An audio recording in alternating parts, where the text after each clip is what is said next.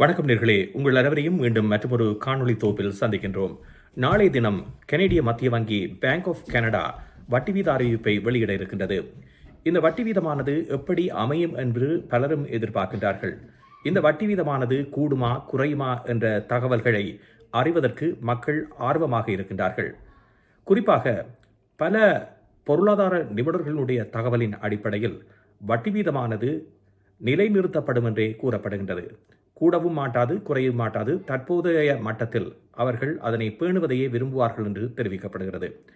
அண்மையில் இடம்பெற்ற பொருளாதார முன்னேற்றங்கள், வேலைவாய்ப்பு முன்னேற்றங்கள் போன்றவை இதற்கு முக்கிய காரணமாக சொல்லப்படுகிறது. இது குறித்த ஒரு தொகுப்பை நாங்கள் இன்றைய நிகழ்ச்சியில் பார்ப்போம்.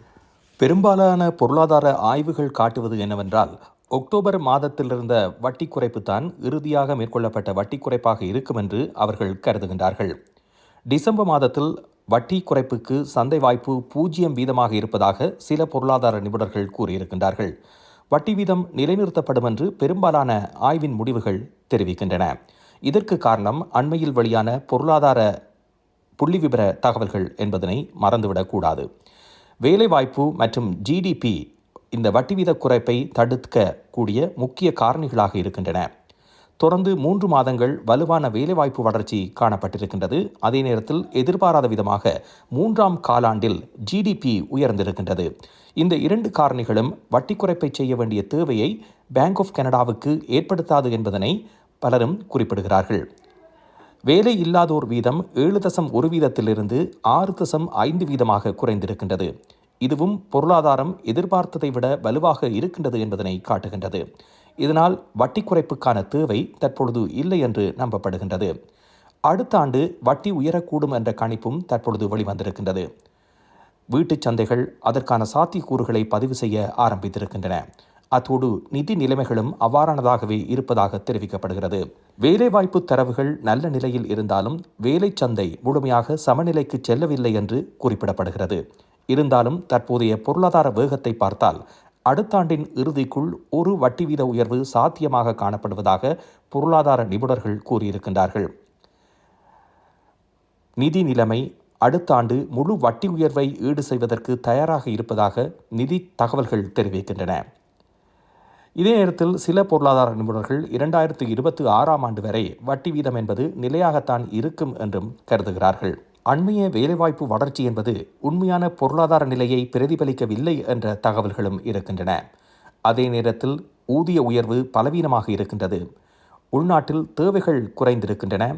அமெரிக்க சுங்க வரிகள் மற்றும் வர்த்தக குழப்பம் ஆகிய அனைத்தும் பணி நீக்கங்களை உருவாக்கக்கூடிய வாய்ப்புகளை அதிகரித்திருப்பதாக அஞ்சப்படுகிறது. இதனால் கனேடிய மத்திய வங்கி பேங்க் ஆஃப் கனடா 2026ஆம் ஆண்டு வரையில் வட்டியை மாற்றாமல் வைத்திருக்கும் என்று சிலர் குறிப்பிடுகின்றார்கள். வேலையற்றோர் வீதம் குறைந்திருந்தாலும் சவால்கள் என்பது நீடித்துத்தான் வருகின்றன. வேலைவாய்ப்பு எண்ணிக்கைகள் உயர்ந்திருக்கின்றன. ஆனால் பெரும்பாலானவை பகுதி நேர வேலைகளாக இருக்கின்றன. பொருளாதாரம் இன்னும் முழுமையாக உறுதியாகவில்லை.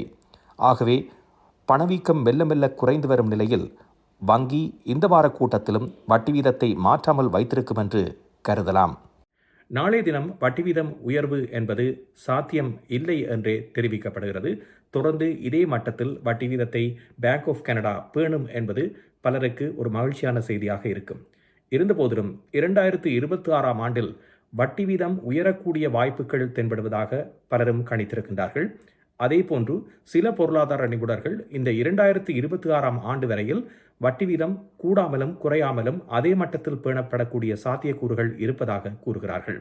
எது இருந்தாலும் வட்டி வீதம் கூடக்கூடிய வாய்ப்புகள் அடுத்த ஆண்டில் இருக்கின்றது என்பதனை நாங்கள் மறந்துவிடக்கூடாது. அதற்கேற்றாற் போன்று இந்த மோர்கேஜுகளை வைத்திருப்பவர்கள் உங்களுக்கான ரினியூவல்ஸ் வருகின்ற பொழுது அதனை நன்கு ஆராய்ந்து ரினியூவலை நீங்கள் மேற்கொள்ள வேண்டும் என்பதனை தெரிவித்துக் கொள்ளலாம். பலரும் இப்போதைய காலகட்டத்தில் வட்டி வீதம் குறைந்திருக்கின்ற நிலையில் தொடர்ந்து அவர்கள் வேரியபிள் ரேட்டிலேயே மோர்கேஜை வைத்திருக்க விரும்புகின்றார்கள்.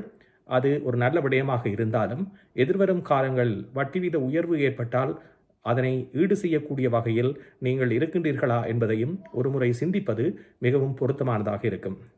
நல்லது நேயர்களே, மீண்டும் மற்றொரு காணொளி தொகுப்பில் சந்திப்போம்.